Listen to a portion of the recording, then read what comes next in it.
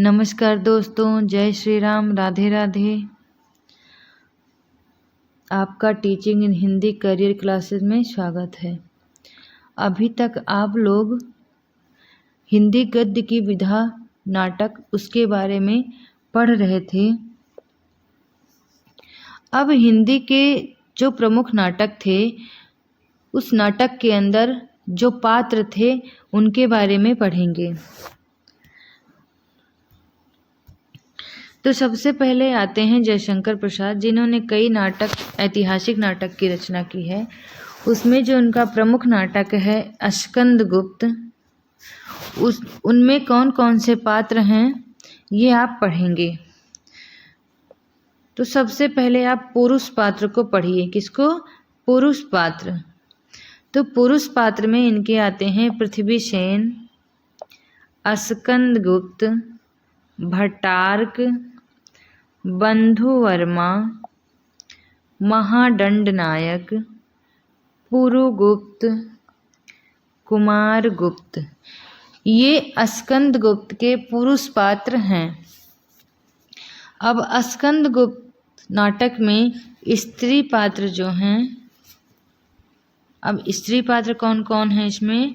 देवकी, देवसेना, विजया। ये थे स्कंदगुप्त नाटक के पात्र। इसके बाद आप चंद्रगुप्त नाटक के पात्र के बारे में पढ़िए। पुरुष पात्र जो हैं इसमें चंद्रगुप्त, चाणक्य, शकटार, सिंहरण, आम्भिक, राक्षस, परवतक, शैलोकश। स्त्री पात्र इसमें हैं कर्नेलिया, कल्याणी, मालविका, अलका, सुवासिनी।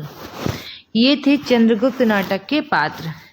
इसके बाद इनका जो लास्ट नाटक था ध्रुव स्वामिनी, उसके पात्र हैं, पुरुष पात्र में है चंद्रगुप्त, रामगुप्त, शिखर स्वामी, और स्त्री पात्र में ध्रुव स्वामिनी, जिसके नाम पर ही ये नाटक की रचना हुई है।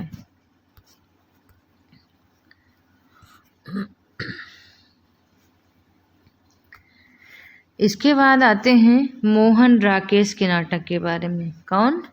मोहन राकेश के नाटक के बारे में।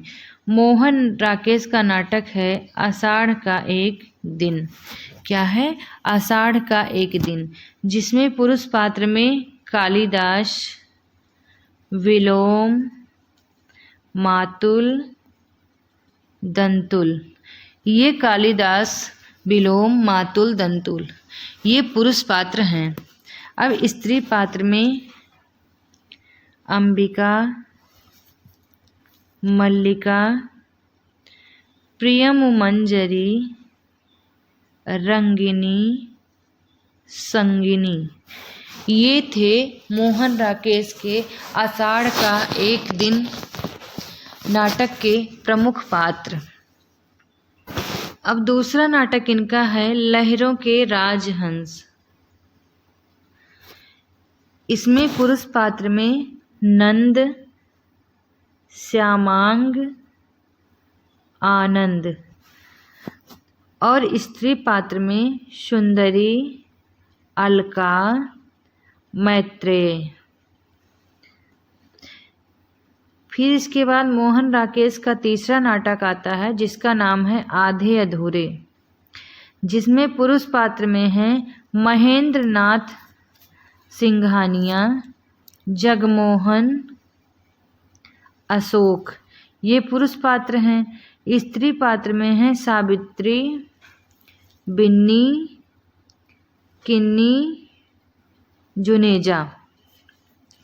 अब ये तीन नाटक के जो पात्र थे ये मोहन राकेश के लिखे हुए नाटक के पात्र थे। इसके बाद आते हैं विष्णु प्रभाकर। कौन आता है? विष्णु प्रभाकर, जिनका प्रमुख नाटक या बहुचर्चित नाटक का नाम है डॉक्टर। क्या है? डॉक्टर। डॉक्टर में पुरुष पात्र जो हैं सतीश चंद्र, स्त्री पात्र में है डॉक्टर अनीला, मधु लक्ष्मी। इसके बाद आते हैं भीष्म शाहिनी। कौन आता है? भीष्म शाहिनी, जिसकी रचना का नाम है हनूस। क्या है? हनूस। अब इसके नाटककार या इनके पात्र जो हैं पुरुष पात्र में हनूस, पादरी, एमिल, जैकब। स्त्री पात्र में काव्या, पान्या। ये थे भीष्म शाहिनी के हनूस नाटक के पात्र।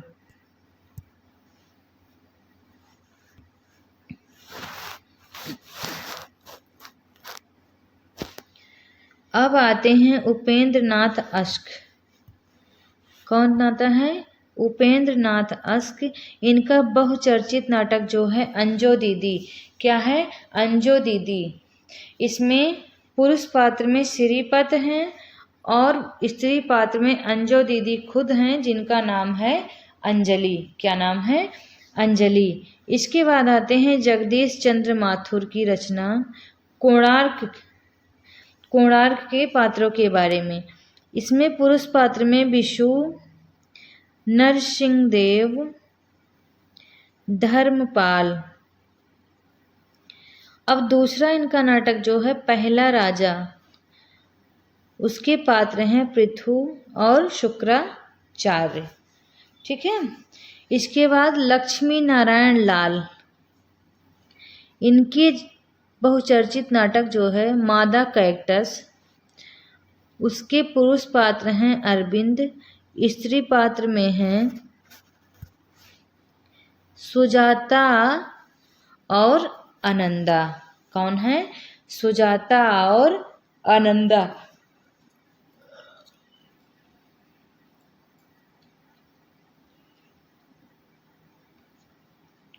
इसके बाद आते हैं सुरेंद्र वर्मा। इनका नाटक जो है द्रौपदी। उसके पात्र हैं मनमोहन पुरुष पात्र, सुरेखा स्त्री पात्र। शंकर शेष। इनकी रचना है एक और द्रोणाचार्य। क्या है? एक और द्रोणाचार्य, जिसके पुरुष पात्र में अरविंद और विमलेंदु आते हैं और स्त्री पात्र में ललिता, यदु और अनुराधा आती हैं।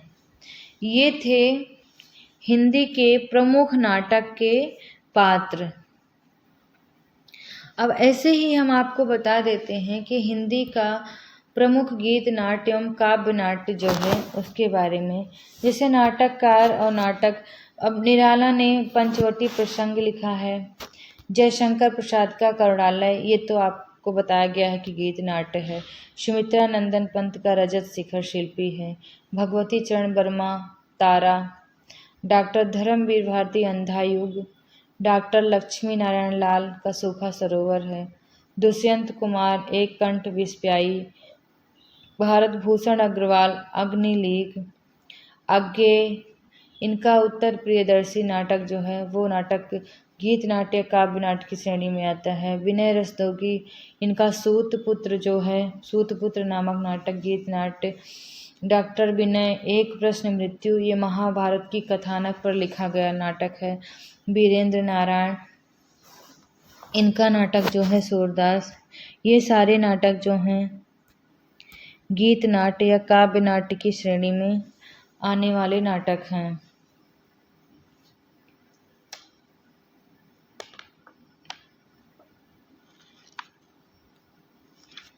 अब ये थे आपके नाटक के बारे में। कल आप लोग पढ़ेंगे एकांकी। क्या पढ़ेंगे? एकांकी।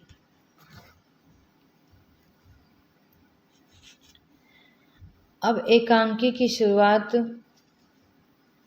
जयशंकर प्रीत एक घूंट सन 1930।